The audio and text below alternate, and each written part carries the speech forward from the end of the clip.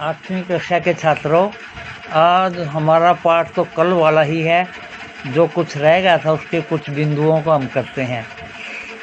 सामाजिक एवं राजनीतिक जीवन भाग नंबर 3, 8वीं कक्षा। हमें संसद क्यों चाहिए पाठ का नाम है।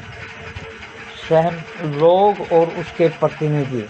सहमति का विचार लोकतंत्र का प्रस्थान बिंदु होता है।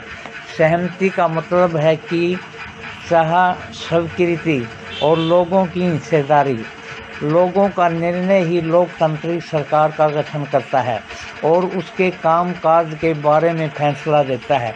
इस तरह के लोकतंत्र के पीछे मूल सोच यह होती है कि व्यक्ति या नागरिक ही सबसे महत्वपूर्ण है और सैद्धांतिक स्तर पर सरकार एवं अन्य सार्वजनिक संस्थानों में इन नागरिकों की आस्था होनी चाहिए। व्यक्ति सरकार को अपनी मंजूरी कैसे देता है, जैसे कि आपने पढ़ा है, मंजूरी देने का एक ही तरीका है, वह है चुनाव।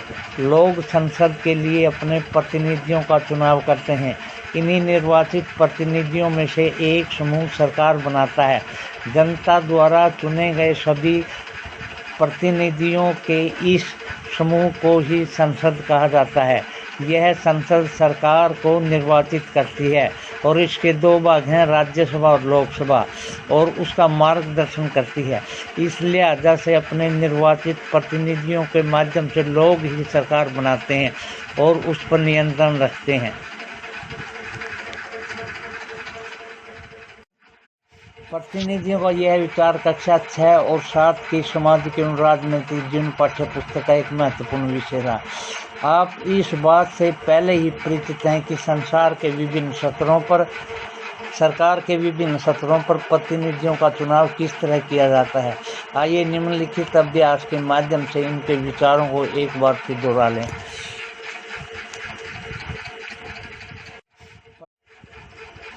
संसद की भूमिका। आज़ादी के बाद गठित की गई भारतीय संसद लोकतंत्र के सिद्धांतों में भारतीय जनता की आस्था का प्रतीक है। ये सिद्धांत हैं: निर्णय प्रतिक्रिया में जनता की हिस्सेदारी और सहमति पर आधारित शासन। हमारी व्यवस्था में संसद के पास महत्वपूर्ण शक्तियाँ हैं क्योंकि यह जनता का प्रतिनिधित्व करती है। लोकसभा के लिए उसी तरह चुनाव होते हैं जिस तरह राज्य विधानसभा के लिए चुनाव होते हैं। आमतौर पर लोकसभा के लिए हर 5 साल में चुनाव करवाए जाते हैं, जैसा कि पृष्ठ 4 पर दिए गए नक्शे को ध्यान से दिखाया गया है। देश को बहुत सारे निर्वाचन क्षेत्रों में बांटा जाता है, 543। प्रत्येक निर्वाचन क्षेत्र से एक व्यक्ति को संसद में भेजा जाता है। चुनाव लड़ने वाले उम्मीदवार आमतौर पर विभिन्न राजनीतिक दलों के सदस्य होते हैं।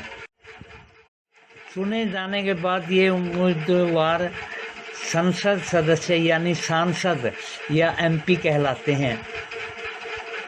इन सांसदों को मिलाकर एक संसद बनती है। संसद के चुनाव हो जाने के बाद संसद निम्नलिखित काम करती है। राष्ट्रीय सरकार का चुनाव करना। भारतीय संसद राष्ट्रपति और 2 सदन और होते हैं, राज्यसभा और लोकसभा। लोकसभा चुनाव के बाद सांसदों की एक सूची बनाई जाती है। इसे पता चलता है कि किस राजनीतिक दल के कितने सांसद हैं।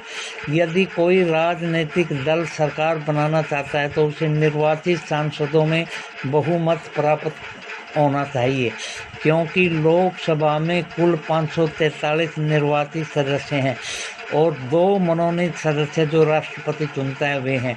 इसलिए बहुमत हासिल करने के लिए लोकसभा में किसी भी दल के पास कम से कम 272 सदस्य होने चाहिए। संसद में बहुमत दल प्राप्त करने वाले दल या गठबंधन का विरोध करने वाले सभी राजनीतिक दल विपक्षी दल कहलाते हैं। कार्यपालिका का चुनाव करना लोकसभा का एक महत्वपूर्ण काम है। जैसा कि आपने पहले अध्याय में पढ़ा था कि कार्यपालिका ऐसे लोगों का समूह होती है जो संसद द्वारा बनाए गए कानूनों को लागू करने के लिए मिलकर काम करते हैं। जब हम सरकार शब्द का इस्तेमाल करते हैं तो हमारे जीवन में अक्सर यही कार्यपालिका होती है। जहन में यही कार्यपालिका होती है। भारत का प्रधानमंत्री लोकसभा में सत्ताधारी दल का मुखिया होता है। प्रधानमंत्री अपने दल के सांसदों में से मंत्रियों का चुनाव करता है, जो प्रधानमंत्री के साथ मिलकर फैसलों को लागू करते हैं। ये मंत्री स्वास्थ्य, शिक्षा, वित्त इत्यादि विभिन्न सरकारी कार्यों का जिम्मा संभालते हैं।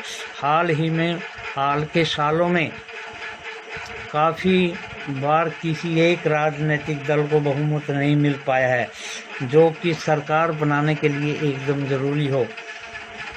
ऐसी सूरत में कई राजनीतिक दल मिलकर एक गठबंधन सरकार बनाते हैं और साझा मुद्दों पर काम करते हैं।